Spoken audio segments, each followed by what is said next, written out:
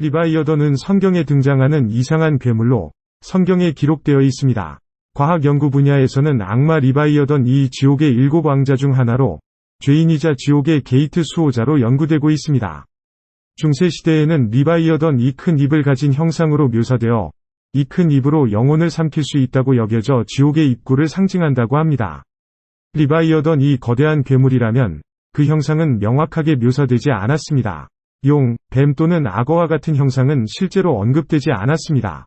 유럽의 황금시대에는 리바이어던 이 고래처럼 크게 나타났으며 바다뱀과 같은 형태로도 묘사되어 작은 배를 뒤집어 엎을 만큼 강력하게 나타났습니다. 리바이어던은 무서운 대홍수의 시작으로 볼 수 있으며 지구의 모든 질서와 지리를 뒤집어 엎을 수 있는 능력을 가졌으며 이를 막지 않으면 세계를 파괴할 수 있습니다. 리바이어던의 묘사는 사람들에게 니로강의 악어를 떠올리게 하며 이 무서운 생물을 후에 파라오의 땅에서도 나타났습니다. 이 괴물의 유명함은 그 정도로 크다고 할 수 있으며 심지어 성경에도 언급되어 있습니다. 성경에 따르면 리바이어던은 창조의 5번째 날에 만들어진 괴물로 기록되어 있습니다. 일부 문헌은 또한 리바이어던 이 수컷과 암컷으로 이루어진 한 쌍이 존재로 창조되었다고 합니다. 구체적으로 인류의 첫 번째 날에 하나의 수컷과 하나의 암컷 리바이어던 쌍이 창조되었으며 이것은 사람들처럼 지적인 능력과 힘을 부여받았다고 전해집니다. 그러나 그들은 배고플 때마다 자연스럽게 잔인해지며 불을 뿜어냄으로써 사람들을 태우고 해양 생물을 파괴하여 본능을 충족시킵니다. 이 두 리바이어던의 행동으로 인해 하느님은 세계를 파괴할 것을 우려하게 되었습니다. 그들의 번식이 지구의 생존에 영향을 미칠 것을 두려워합니다. 그래서 하느님은 여전히 정의롭게 살아가는 사람들을 살리기 위해 여성 리바이어던을 처치하고 그 고기를 사용했습니다. 한편 수컷 리바이어던은 더욱 미쳐가며 어떤 경우에는 땅에 가까운 해안에서 생존하는 생물들을 공격하며 불을 뿜어냅니다. 다시 한번 인류를 구하기 위해 하느님이 이 리바이어던을 제어하는 데에는 하느님의 능력만이 충분합니다. 다시 한번 강조하면 리바이어던을 물리치기 위해서는 오직 하나님의 능력만이 필요합니다. 다양한 창작 이야기에서 리바이어던은 하나님의 모든 능력을 나타내기 위해 지지와 비에못과 함께 창조되었다고 합니다. 그러나 리바이어던과 두 다른 생물 모두 부정적인 행동을 했다고 전해집니다. 전설에 따르면 리바이어던은 길이가 3000m에 이르며 이 괴물의 정확한 크기는 아직 밝혀지지 않았습니다. 너무 커서 인간이 알기 어렵다고 합니다. 이 강력한 바다 생물을 모두를 겁주며 강철과 같이 단단한 피부를 가지고 있어 거의 무적에 가깝습니다. 이 괴물의 피부는 실제로 그 주요 특징 중 하나입니다. 많은 전설은 리바이어던 이 고리로 둘러싸인 강철 피부를 가지고 있어 공기가 거의 통과하지 못할 정도로 밀봉되어 있다고 언급합니다. 이러한 세부 정보들은 리바이어던의 강력함을 나타내지만 그 형상은 여전히 명확하게 묘사되지 않았습니다. 많은 사람들은 리바이어던을 큰 뱀 또는 용, 혹은 거대한 물고기로 상상하고 있습니다. 정말 죄송합니다. 아래의 텍스트를 한국어로 번역하겠습니다. 정말 이상하게도 레바이어던은 공포스러움 뿐만 아니라 드물게 아름다움으로도 알려져 있습니다. 레바이어던의 피부는 특별한 빛깔을 가지고 있으며 위에서 보면 광대한 빗줄기처럼 보입니다. 레바이어던은 등장할 때 불을 뿜는 능력을 포함한 강력한 능력을 가지고 있습니다. 이 불은 그의 입과 콧구멍에서 분출되며 물 위에 있는 그의 눈에서도 튀어나옵니다.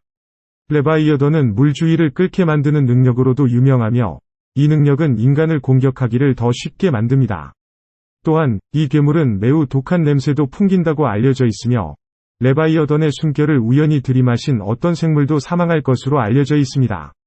이 독을 풀어내는 능력은 그의 통과하는 길에 있는 모든 생명체를 죽일 수 있습니다. 많은 사람들은 고대 문화시대에 살았던 바다 생물이 레바이어던 이야기에 영감을 준 것이라고 믿고 있습니다.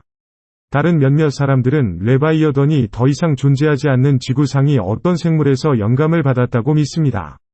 또 다른 몇몇은 이 괴물이 현재 찾을 수 있는 생물들의 과장된 버전일 수 있다고 생각합니다. 레바이어던은 그 신비로운 존재 때문에 모든 종교에서 알려져 있으며 일반적으로 각 기록에서 몇 번씩만 언급됩니다. 이러한 기록들은 이 괴물의 힘을 이해하기 위한 것으로 보이며 그 힘을 하나님의 힘과 혼동하지 않아야 합니다. 레바이어던은 주로 기독교에서 괴물로 인식되지만 유대교의 일부 성경에서도 언급될 수 있습니다. 기독교에서는 이 괴물을 쫓아내는 것으로 이해되며 이 괴물은 질투의 악마를 상징합니다. 또 다른 이론은 이 괴물이 사탄의 신체나 상징적인 형상일 수 있다는 것입니다. 유대교는 우리에게 레바이어던과 그 기원에 대한 더 나은 이해를 제공합니다. 레바이어던에 관한 가장 초기의 기록 중 하나에 따르면 이 생물을 대양의 바닥에서 사는 암컷 드래곤으로 나타납니다. 다른 버전에서는 이 괴물이 수컷일 수도 있습니다. 또한 기독교에서 레바이어던은 수컷과 암컷이 함께 나타난다고 언급되지만 암컷은 번식을 방지하고 지구를 공격하는 것을 막기 위해 죽여졌다고 전해집니다. 암컷 레바이어던의 고기는 사막에서 생존하기 위한 음식으로 사용되었다고 믿어집니다. 일부 연구자들은 레바이어던이 단순히 고대 악어의 확장된 버전일 수 있다고 주장하지만 이는 학계에서 일부 타당한 점이 있습니다. 고대 악어의 특징을 고려할 때입니다. 사실 많은 문헌에서 고대 악어가 사냥꾼들에게 노출되어 있음을 보여줍니다. 그러나 레바이어던은 인간에 의해 죽이지 못합니다. 이로 인해 고대 악어는 레바이어던의 아이디어에 부합하지 않습니다. 다른 연구자들은 레바이어던이 현재까지 발견되지 않은 다른 바다 생물에서 영감을 받았을 수 있다고 주장합니다. 이들은 다양한 문화에서 이상한 괴물 이야기를 빠르게 인용하는 경향이 있다고 말합니다. 레바이어던은 문학작품에서도 자주 등장합니다. 헤르만 멜빌 모비 딕 소설은 레바이어던의 이미지를 사용하여 백고래의 상징적인 존재를 형성했습니다. 빅터 허고 1862년 작품 레스 미제라블스에서는 파리의 하수도 시스템이 레바이어던의 창자로 묘사되어 있습니다. 1871년 림보드의 서인세이 시에서는 진흙더미가 리바이어던에 의해 지배되는 것처럼 생생하게 묘사되었습니다. 현대에 존재하는 리바이어던을 상상해보겠습니다. 우리 각자는 종종 질투와 분노를 안고 있습니다. 이것은 당연한 것이며 이것이 바로 인간의 본성입니다. 그러나 소셜미디어에서 우리는 키보드와 스크린 뒤에서 감추고 이러한 질투와 분노를 외부의 이방인들에게 노출시킬 수 있습니다. 이것은 사이버 괴롭힘이라고 불리는 현상을 만들었습니다. 이제 상상해봅시다. 만약 리바이어던이 현대에 존재한다면 어떻게 보일까요? 리바이어던은 이제 더 이상 바다 몬스터가 아니라 온라인 우주의 대양입니다. 그 단단한 비늘은 키보드 버튼으로 대체되었으며 궁극의 무기가 되었습니다. 온라인 커뮤니티 멤버들은 이 무기를 사용하여 다른 이들을 괴롭히고 비방하며 때로는 절망에 빠뜨립니다. 21세기의 리바이어던은 단순히 질투만이 아닙니다. 소셜미디어에서 다른 이들의 상상 속 삶에 대한 질투에서 우리는 가상세계적인 심리를 발전시켰으며 다른 사람들이 감탄할 만한 이상적인 삶을 표현하고자 합니다. 리바이어던의 영향 아래에서 우리는 화면 바깥에 있는 진정한 가치를 잃기 쉽습니다. 그것은 아마도 우리 자신일 것입니다. 우리는 컴퓨터 또는 스마트폰 화면 뒤에 숨어 있으며 안전한 가면 아래에 숨어 있으며 다른 사람들과 의견이 다를 때 또는 때로는 단지 분노를 풀기 위해 주변 사람들에게 분노를 표출할 수 있습니다. 스마트폰만 있으면 누구나 정보에 접근하고 정보를 만들 수 있습니다. 온라인 공간의 관대함은 온라인 소셜미디어에서 무리 행동 증상이라고 불리는 현상의 기름진 토양이었습니다. 우리는 종종 온라인에서 사람들이 예리하고 모욕적인 언어나 개인 또는 단체를 비방하는 것을 보고 화를 냅니다. 그것은 온라인에서 분노가 점점 더 빠르게 전파되고 있음을 보여줍니다. 그러므로 키보드 아래의 이미지는 마치 분노의 소환의 위식처럼 보입니다. 키보드 하나로 당신은 거의 다른 사람이 되고 원하는 것을 억눌러야 할 필요가 없으며 특히 분노를 억누르지 않아도 됩니다.